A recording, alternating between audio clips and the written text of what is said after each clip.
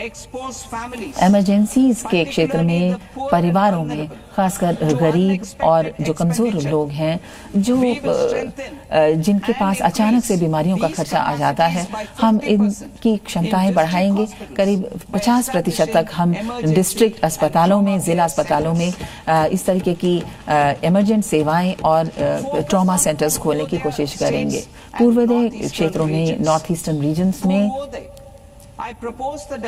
मैं ये प्रस्ताव करती हूँ कि ईस्ट कोस्ट इंडस्ट्रियल कॉरिडोर में, दुर्गापुर में 5 टूरिज्म डेस्टिनेशंस और 5 पूर्वोदय क्षेत्र हम इसमें शुरू करेंगे। और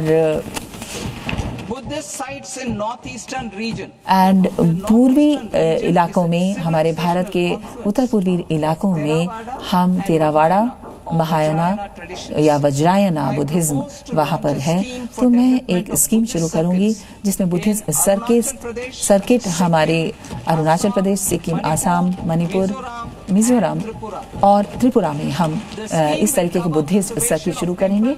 इस स्कीम में बहुत से ऐसे मंदिर, मोनेस्ट्रीज और तीर्थ सर्किट शुरू किए जाएंगे और तीर्थ यात्रियों के लिए सुविधाएं दी जाएंगी।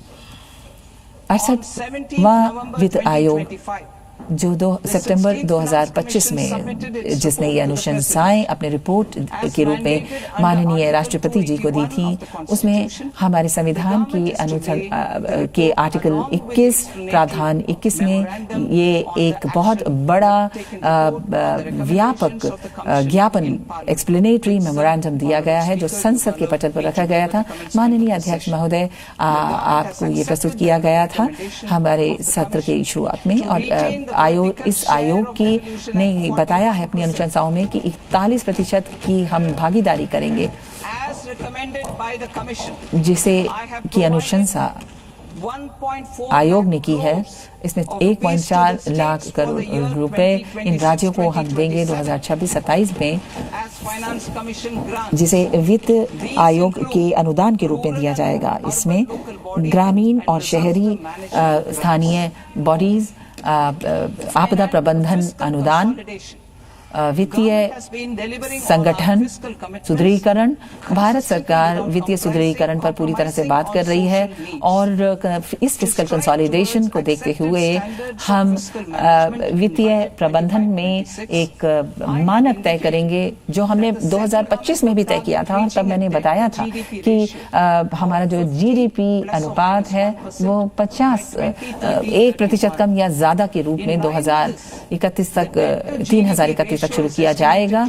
और अब ये 55.6% पूरे जीडीपी का है, जो कि हमारा बजट अनुमान है 2025-26 में। और अब 56.26% जीडीपी RE रहा है 2025-26 में।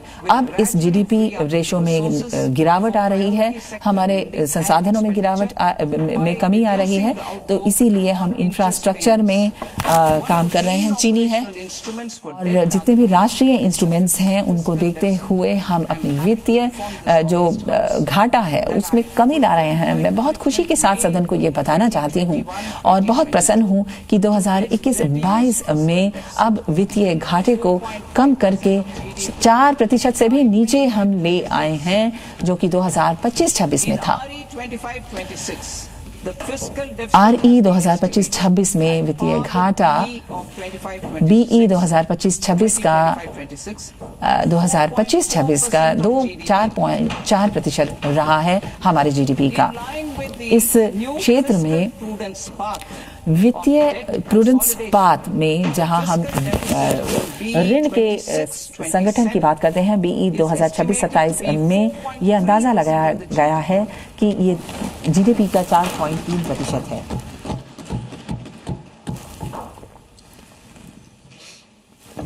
The revised estimates संशोधित जो अनुमान हैं उनमें जो नॉन डेट रिसीट्स हैं वो 34 लाख करोड़ रुपए हैं, जिसमें जो केंद्र का नेट टैक्स रिसीट है वो 26.7 लाख करोड़ है। इसमें फिर संशोधित अनुमान जो कि 50.9 लाख करोड़ रुपए है, जिसका पूंजीगत खर्च है 41 लाख करोड़ रुपए। बजट का जो अनुमान है 2025-26 से अब 26-27 में जो नॉन डेट रिसीट हैं जो हमारे खर्च के हैं वो 36.5 लाख करोड़ हैं और 53.5 लाख करोड़ रुपए हैं। इसके अलावा केंद्र का जो नेट टैक्स है वो 28.7 लाख करोड़ रुपए है।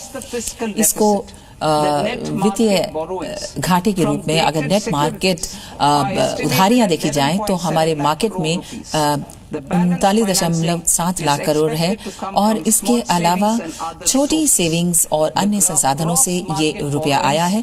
ग्रॉस मार्केट बोरोइंग्स में इन उधारियों में 17.2 लाख करोड़ रुपए है। अब मैं भाग ख यानी पार्ट बी की तरफ आती हूँ। पार्ट बी जिसमें प्रत्यक्ष कर की बात कही गई है।